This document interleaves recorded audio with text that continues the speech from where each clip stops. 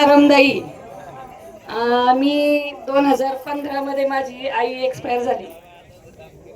माझं एक पण होतं की मी जेव्हा वारी करील तेव्हाच मी विठ्ठलाचं दर्शन घेईन. मी त्याच्या आधी मला खूप योग आले होते. जवळजवळ 2-3 वेळा मी पंढरपूरला येऊन गेले, पण मी विठ्ठलाचं दर्शन घेतलं नाही. कारण माझं दुकान जे आहे, मी एक छोटंसं कापड दुकान चालवते. माऊलींची दरवर्षी पालखी दारातून जायची. ज्यावेळेस माऊलींची पालखी दारातून जायची त्यावेळेस मला अक्षरशः रडायला यायचं की देवा मला कधी नेशील तू. एवढी लोक जातात तुझ्या बरोबर, मग मला पण कधीतरी तुझ्या बरोबर घेऊन जा.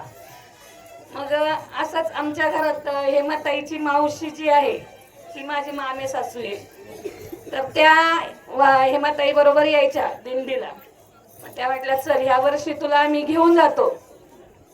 त्यांच्याबरोबर मी पण 2016 मध्ये पहिली वारी केली. त्यावेळेस अक्षरशः मला काहीही म्हणजे काहीच बोलता येत नव्हतं. अंबादास महाराजांनी मला पहिलं हरिपाठाचं पुस्तक दिलं हातामध्ये.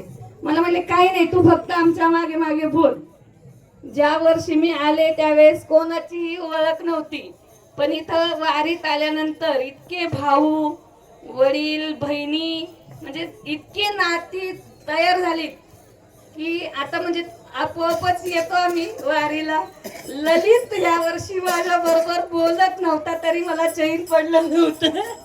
आवर्जून सांगते, मी येताना एकटी येत होते, पण आता दरवर्षी येताना आम्ही जवळजवळ 8-9 जणी 9-10 जणी घेऊन येतो. आणि वारी खरंच खूप भारी आहे. त्यामुळं मी दरवर्षी वारीला तर येणारच आहे. जोपर्यंत मला शक्य आहे तोपर्यंत मी